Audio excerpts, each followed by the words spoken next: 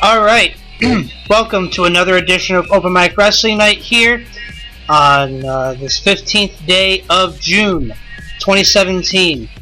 Thank you all very much for tuning in. I am Dave, as per usual, here on the show.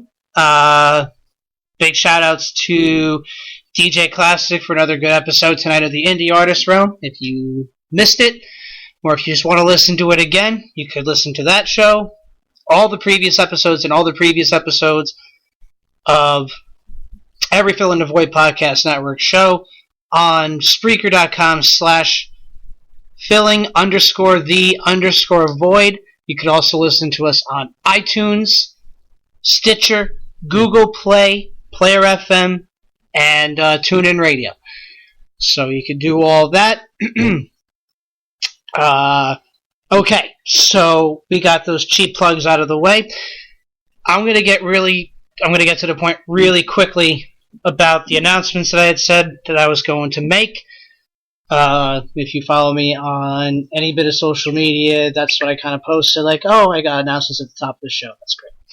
Okay, so as many of you know, I've been producing the Indie Power Rankings Tag Team Top 5 reveal for the last several weeks. Actually, the last couple of months, really. That will be changing because as of June 27th, when the Indie Power Rankings does their mid-year reveal, which will be, I believe it's still the top 100 and the top 50 mid-year. And like the Nerd Herders tomorrow, the E3 episode of theirs is always one of my favorites of the year. I always love the Indie Power Rankings mid-year reveals and end-of-the-year reveals. Well, I am happy to announce that I will be hosting the Indie Power Rankings Top 10 from the 27th for the foreseeable future. And it'll start with the mid-year reveal. And then Travis of Travis and Vic's Drunken Horror Adventures will be the new host of the Tag Team Top 5. So let me just give out the times really quick. Tuesdays at 7 p.m. is when I'll be hosting the Top 10. And likely will be the start time for the mid-year reveal as well on the 27th. And then Travis will be hosting the Tag Team Top 5 and the Tag Team Mid-Year Reveal starting the 28th at 3 p.m. Eastern. So new schedule change here over at the network.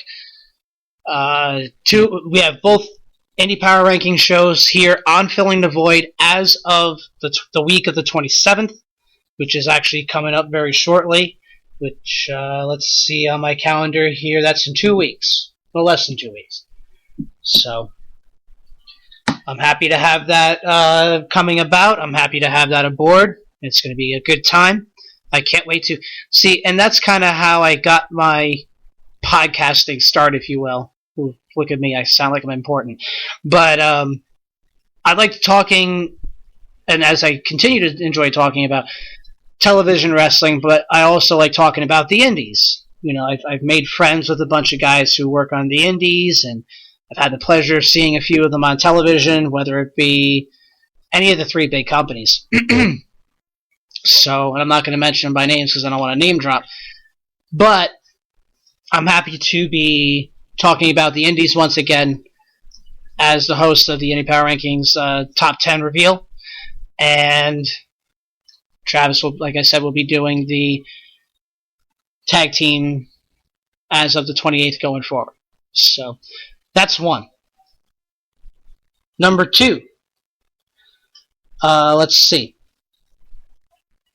Oh god, I totally forgot about the second one. Oh well, not that important anyway. So, we have that going on. Oh, sorry, we do have a couple announcements to make. Or one more, sorry. I will be joining Travis and Vic this week, coming up, on the Drunken Horror Adventures, where we will be discussing the 10th anniversary of the murder-suicide of Chris Benoit, his wife Nancy, and his son Daniel.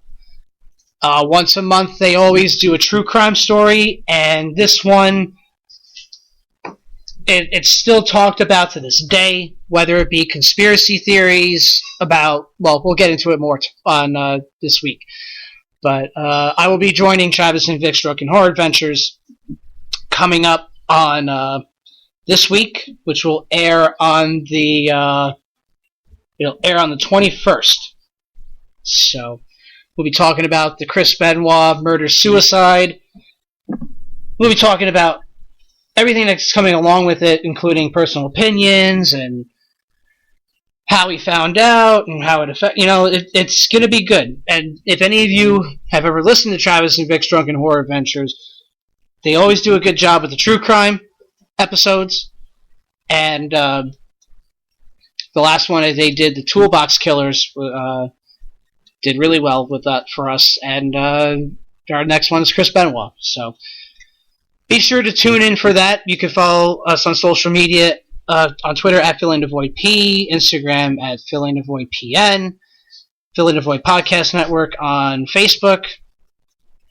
That's where you can follow all of us for up-to-date information about the shows, lineups, all that sort of stuff. So those are the two announcements that are out of the way.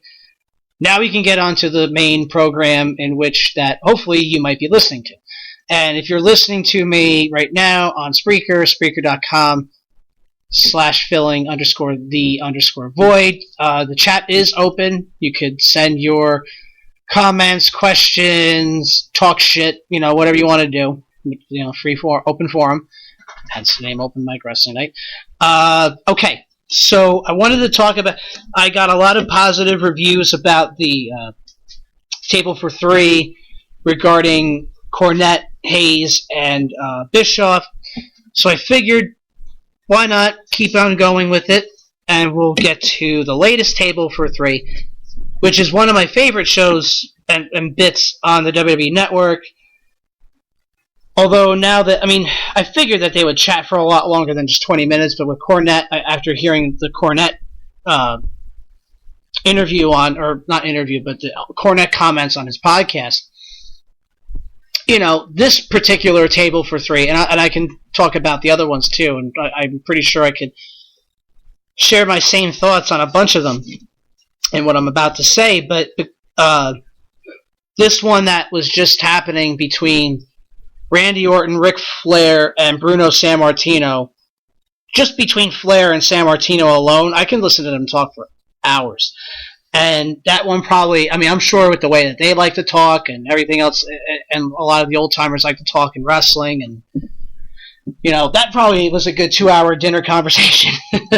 So, that was, that's one that I would have really liked to heard the whole segment, other than just what they edited out. It was just shy of 20 minutes. If you don't count the goodbyes, then probably just a little over 18 and a half minutes. So at least there was that. Okay, so we get to the introductions, and obviously the youngest one at the table is Randy Orton.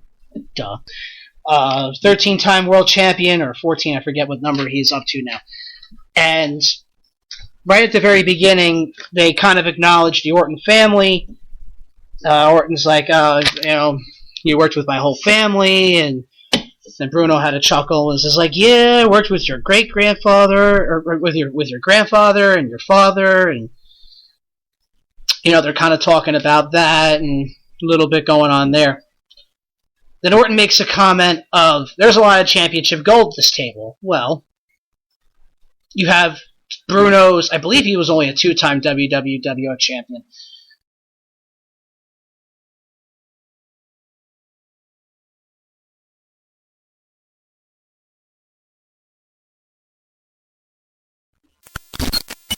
Did I lose everybody? Okay, we're good. So, let me just recap that really quick because it seemed like my computer had a little bit of trouble. Beginning of the Table for Three, we had the Orton family acknowledgement. Sammartino worked with his father and grandfather. Then Orton talks about there's a lot of championship gold. Let's see. Then because Bruno, I believe, only held the title for two times, but for a combined time of like 4,000 days or 5,000 days, something like that. So, then like I had before mentioned, Randy Orton is a 13-time or 14-time champion. I can't quite remember. And then Ric Flair, obviously, is always announced as the 16-time world champion. So alone between the two of them, let's just go with the latter with Orton, say he has 14. You have 30 world championships between the two of them by themselves. And then you have Bruno, who held the title twice, but he also held it for God knows how long, and a feat that will never be seen again in this day and age in wrestling. So, I see Blake in the chat, and I'll get to your comments in just a second. So, well, not so fast. Supposedly, according to Ric Flair, because even Orton was like, how many titles did you win? Which, obviously, this was a bait. Supposedly, according to Ric Flair, he had held 21 world championships, unofficially. Because then he's talking about how he won titles in Puerto Rico, and, they had to pick him up the next day, or this, that. So you had that going on. And so, because I thought I remembered, because I remember in WCW, they wouldn't acknowledge the other company's titles.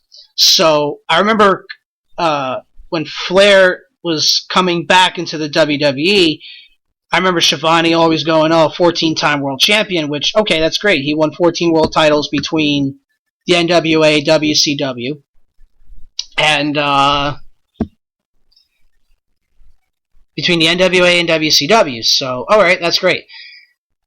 But now it's 16 when he came in. I'm like, wait, why 16? Forgetting that he had won 2 WWF titles.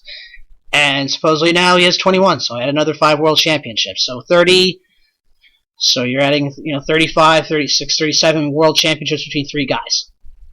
All different eras of wrestling, all different time periods of which, but I'll get to all that later. Flair also then makes a comment about how wrestling's calmed down now. He's very, very happy about that. And yes, you are, Blake. Thank you for listening live. And then Orton comments about reflecting on when he first came in, always being called kid, hey kid.